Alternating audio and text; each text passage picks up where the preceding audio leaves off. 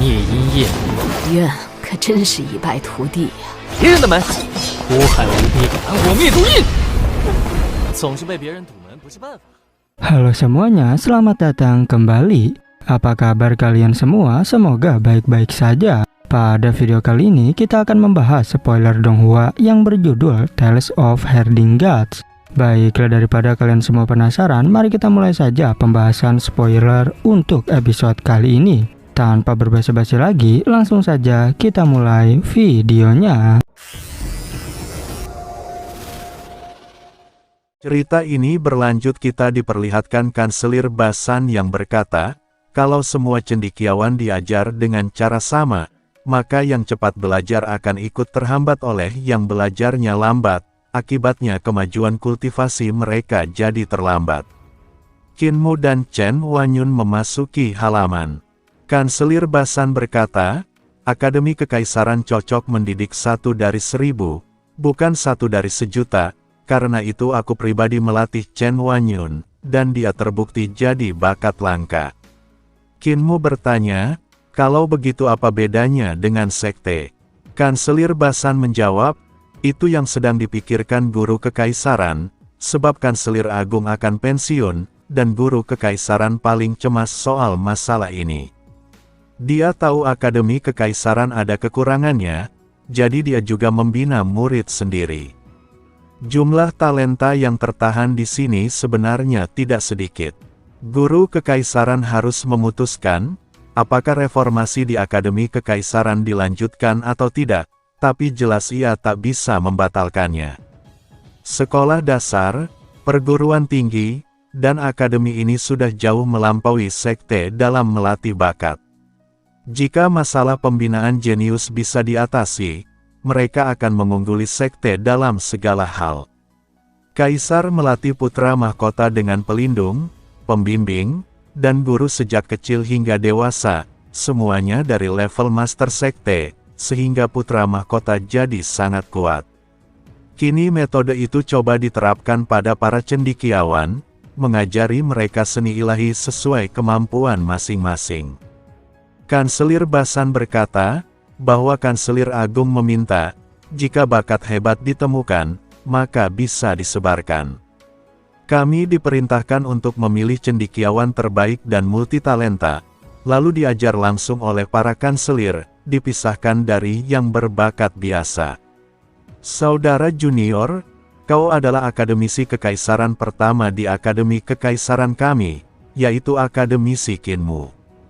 Qinmu terkejut mendengarnya. Akademisi Kekaisaran ternyata solusi untuk mengajar sesuai kemampuan murid. Jika Kanselir Basan dan Patriark Muda bisa mengatasinya, maka mereka tak perlu lagi bergantung pada sekte iblis surgawi, untuk menghadapi Daozi dan Fosin. Kali ini, memang sekte iblis surgawi yang mengusir Daozi dari sekte Dao dan Fosin dari biara petir agung. Qinmu sendiri pemimpin muda sekte itu, sedangkan si Yunxiang kemungkinan besar adalah nenek si nyonya sekte generasi sebelumnya. Bisa dibilang Akademi Kekaisaran mengalami kekalahan telak. Chen Wanyun merasa canggung mendengar percakapan itu, setiap kali ingin bertanya, ia pun merasa ragu. Akhirnya ia tak tahan lagi dan bertanya, Guru Basan, kenapa Anda memanggilnya adik junior? Kanselir Basan menjawab santai, dia dan aku sama-sama murid dari guru yang sama, jadi dia adalah adik juniorku, oleh karena itu kau harus memanggilnya sebagai paman senior. Chen Wanyun bertanya ragu, kalau kultivasiku lebih kuat darinya, apakah aku tetap harus memanggilnya paman senior? Kanselir Basan tertawa, kau bukan tandingannya, sebab kemampuan Qinmu setingkat lebih tinggi darimu. Itu artinya level dia tetap berada di atasmu. Bahkan kalaupun kau bisa mengalahkannya, kau tetap harus memanggilnya paman senior.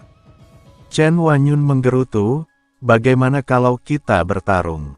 Kanselir Basan mengingatkan agar kau jangan coba-coba, karena dirimu pasti akan kalah, sebab kemampuannya selevel Daozi dan juga Fosin. Qinmu buru-buru menarik bajunya agar Kanselir Basan menutup mulut. Kanselir Basan memang terkenal tukang bicara di Akademi Kekaisaran, oleh karena itu dirinya tak pandai menyimpan rahasia. Apapun bisa terlontar dari mulutnya, termasuk kelemahan teknik Qin Mu, bahkan hampir saja ia mengatakan bahwa Qin Mu yang telah mengalahkan Dao Zilin Xuan. Kanselir Basan menatap Qin Mu dan berkata, "Kanselir Agung ingin aku selalu di sisimu, tapi beliau juga ingin kau belajar. Karena kau adik junior, jadi kau tak perlu memanggilku guru. Aku biasanya hanya mengajak keluar 1 atau 2 cendekiawan untuk pengalaman, tak bisa banyak, karena sulit untuk diurus.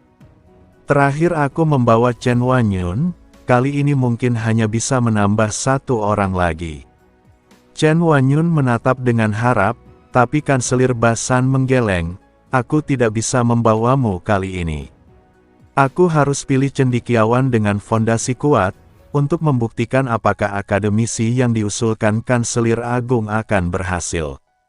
Kanselir Basan menyuruh Qin Mu, "Saudara junior, pergilah ke lantai catatan surgawi, pilih beberapa kitab suci untuk bekal perjalanan, sebab aku akan mengajarkanmu di sana."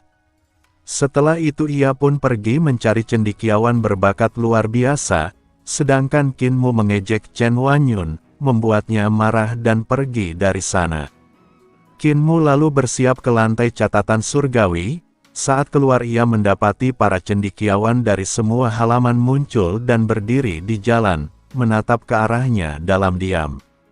Qin Mu melihat para cendekiawan keluar dari setiap halaman, kebanyakan adalah orang-orang yang pernah ia kalahkan. Mereka membawa pedang, sementara beberapa yang lain hanya menatapnya. Ada juga wajah baru, termasuk Qin Yu dan generasi muda keluarga terpandang. Hanya segelintir yang tidak muncul, seperti Wei Yong dan Si Yun Xiang. Seseorang menantangnya, Qin Mu tertawa dan melangkah maju, lalu seorang cendekiawan mencibir, menyuruhnya mulai dari belakang, seakan mengejek keberaniannya. Qin Mu berhenti dan menatap cendekiawan yang pernah ia pukul 3 kali, berbeda dengan yang lainnya yang hanya dipukul 2 kali. Cendekiawan itu tampak gembira dan berkata, "Kelemahanmu sudah terbongkar oleh Kanselir Basan, oleh karena itu kali ini kau pasti akan kalah." Qin Mu menanggapinya serius, "Senior, siapakah namamu, agar aku tahu siapa yang mengalahkanku nanti?" Cendekiawan itu tersenyum dan menjawab, "Namaku Yan Qinghe." Qin Mu berkata tegas, "Semoga senior Yan menjadi orang pertama yang mengalahkanku." Yan Qinghe tertawa puas, "Kau mungkin orang barbar, tapi masih punya rasa hormat, kalau begitu aku akan membuatmu kalah telak." Terdengar suara gemuruh saat Qin Mu melangkah maju, tubuhnya yang kuat menekan udara hingga membentuk dinding tak kasat mata, lalu menghancurkannya dengan pukulan. Ledakan tinjunya membuat aliran udara menyebar ke segala arah. Yan Qinghe merasa panik, bahkan tak sempat mengendalikan pedang dengan ki vital, ia pun buru-buru menangkis dengan lengannya. Jika ia masih mencoba menghunus pedang, ia pasti sudah mati sebelum pedang keluar dari sarungnya. Suara mendesing terdengar, tubuh Yan Qinghe terpental jauh ke ujung gang. Para cendekiawan di belakangnya ketakutan dan cepat-cepat menghindar. Di ujung gang, Wei Yong hendak membuka pintu, tapi tiba-tiba bayangan melintas cepat dan suara benturan keras terdengar. Rupanya itu tubuh Yan Qinghe yang menghantam ke dinding, bahkan tubuhnya tertanam dan dinding sekitarnya runtuh. Wei Yong merasa terkejut, ia berkata, "Saudara senior, aku tidak melihat apa-apa dan tidak akan bicara." Ia berbalik hendak masuk kamar, namun tiba-tiba Kanselir Basan muncul di belakangnya. Kanselir Basan bilang, "Jangan katakan apapun, biarkan dia bertarung." Wei Yong bingung dan bertanya, "Kanselir, apa rencana Anda?" Kanselir Basan menjawab tenang, "Aku berencana memilih beberapa cendekiawan berbakat dari Wisma Cendekiawan, lalu mengajari mereka secara pribadi seni, jalan, dan keterampilan ilahi." Wei Yong merasa bingung, tapi Kanselir Basan menjelaskan, jika aku sengaja membocorkan kelemahan Kinmu, agar para cendekiawan menyerang, lalu Kinmu mengalahkan mereka. Dari situ ia bisa menilai siapa yang layak diajar. Weiyong kagum dan bertanya tentang dirinya, tapi kanselir hanya balik bertanya, berapa jurus yang bisa ia tahan dari Kinmu. Kepala Weiyong langsung pusing, tiba-tiba terdengar ledakan keras, rupanya seorang cendekiawan sudah ditampar Kinmu, hingga terhempas dan menghancurkan batu bata di tanah. Pekerja serabutan menjadi kesal, karena tiap hari harus memperbaiki rumah Kinmu, dan memintanya mengurangi keributan. Kinmu meminta maaf, lalu berjalan keluar. Seorang cendekiawan mencoba menyerangnya, tapi langsung dihantam ke tanah hanya dengan satu telapak tangan. Kinmu kembali membungkuk meminta maaf, lalu melangkah lagi. Cendekiawan lain tak tahan, ia pun segera melancarkan serangan, namun justru terlempar ke udara, dan menabrak dinding akibat hembusan jari Kinmu. Seorang cendekiawan terpental ke udara, kepalanya menabrak atap hingga setengah tubuhnya tersangkut. Yang lain dihantam Kinmu ke dinding, membuat para pekerja hanya bisa pasrah. Tiba-tiba angin kencang datang dari belakang Kinmu, puluhan cahaya pedang menyerangnya seperti naga berenang. Kinmu terkejut, itu jurus pedang berenang tingkat tinggi, seharusnya hanya Qin Yu yang bisa mencapainya. Kinmu menyatukan jarinya, mengalirkan ki vital sebagai pedang, lalu menebas cahaya naga pedang milik Qin Yu, hingga berubah jadi pedang tajam yang terpaku di dinding. Kotak pedang Qin Yu kosong, dan wajahnya menjadi panik. Kinmu menjentikkan jarinya, 5 ledakan kecil menghantam Qin Yu. Kinmu tersenyum dan berkata, jika kemampuanmu lumayan, tunjukkan lagi jurus pedang nagamu. Para pekerja yang melihat kejadian itu bersorak kagum, menyebut Kinmu seperti guru besar. Yue Qinghong berdiri di atas budak serigala, kemudian keduanya menyerang Kinmu. Budak serigala menebas dengan 2 pisau hitam, sementara puluhan pedang dari kotak di punggung Yue Qinghong, membentuk wujud pedang bor raksasa.